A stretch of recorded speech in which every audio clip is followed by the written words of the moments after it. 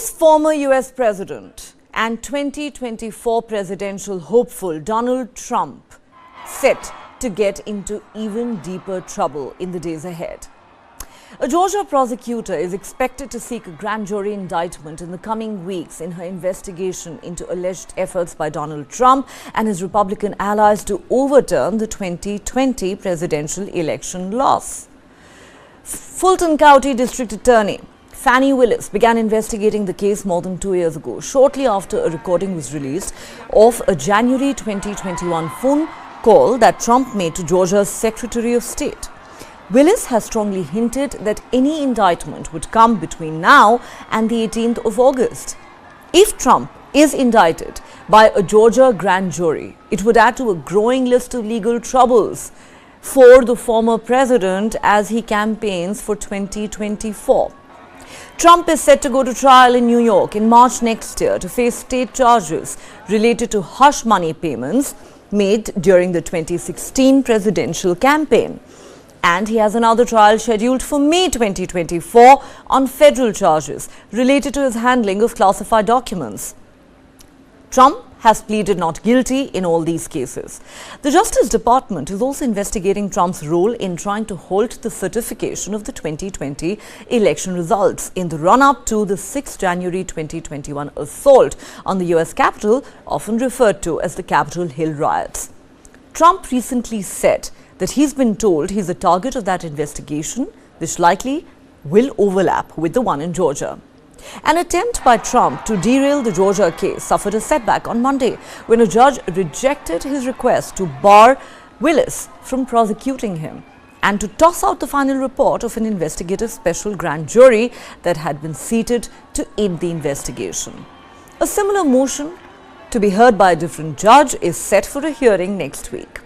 Details of the Georgia investigation that have become public have fed speculation that Willis, a Democrat, is building a case under the Georgia Racketeer Influenced and Corrupt Organizations Act, which would allow her to charge numerous people in a potentially wide-ranging scheme.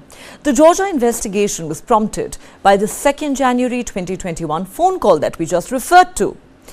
Trump, as we said, made that call to the Georgia Secretary of State, Brad Raffensperger, a fellow Republican. Trump suggested that the state's top election official could help find the votes that needed to put him ahead of Democrat Joe Biden in the state after the 2020 presidential election. Trump is heard saying, and I quote, "All I want to do is this. I just want to find 11,780 votes, which is one more than we have, because we have won the state," he declared. Trump has insisted he did nothing wrong and has repeatedly said the call was perfect. Trump also called other top state officials in his quest to overturn his 2020 presidential election loss, including Governor Brian Kemp, the then House Speaker David Ralston, Attorney General Chris Carr, and the top investigator in the Secretary of State's office. U.S. Senator Lindsey Graham, a South Carolina Republican, also called Raffensperger shortly after the November election. Raffensperger said at the time that Graham asked whether he had the power to reject certain absentee ballots, which Raffensperger has said he interpreted as a suggestion to toss out legally cast votes. Graham has denied any wrongdoing, saying he just wanted to learn about the signature verification process. Joe Biden won Georgia by a margin of fewer than 12,000 votes. Just over a month after the election, on the 14th of December 2020, a group of 16 Georgia Democratic electors met in the Senate chamber in the state capital to cast the state's electoral college votes for him. They each marked paper ballots that were counted and confirmed by a voice roll call. That day, in a committee meeting room at the Capitol, 16 prominent Georgia Republicans, a lawmaker, activists, and party officials met to sign a certificate falsely stating that Trump had won and declaring themselves to be the state's duly elected and qualified electors. They sent that certificate to the National Archives and the U.S. Senate. Georgia was one of 7 battleground states that Trump lost when Republican fake electors signed and submitted similar certificates. Trump allies in the US House and Senate used those certificates to argue for delaying or blocking the certification of the election during a joint session of the US Congress. Prosecutors in Fulton County have said in court filings they believe Trump associates worked with state Republicans to coordinate and execute the plan. The multi-state effort was ultimately unsuccessful. Despite public pressure from Trump and his supporters, the then Vice President Mike Pence refused on 6th January 2021 to introduce the unofficial pro-Trump electors.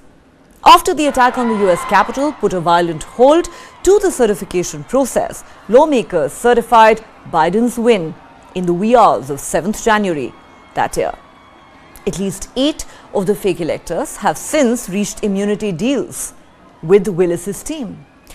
Republican state lawmakers held several hearings at the Georgia Capitol in December 2020 to examine alleged problems with the November election. During those meetings, former New York Mayor Rudy Giuliani and other Trump allies made unproven claims of widespread election fraud. Just last week, Giuliani conceded that he had made certain statements about some election workers that were actually false. Well, so it certainly looks like Trump's legal troubles are set to worsen. But what about the political scenario? Some might argue his electoral prospects, or at least the political support that he enjoys, largely remains unimpacted by these developments.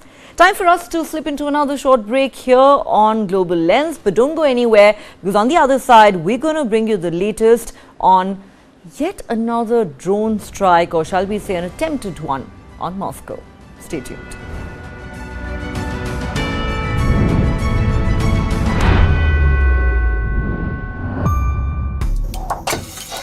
China won't let us rest easy on our borders, but they will keep flooding our markets. What does Xi Jinping really want? I think he wants the Indian market, no doubt about it.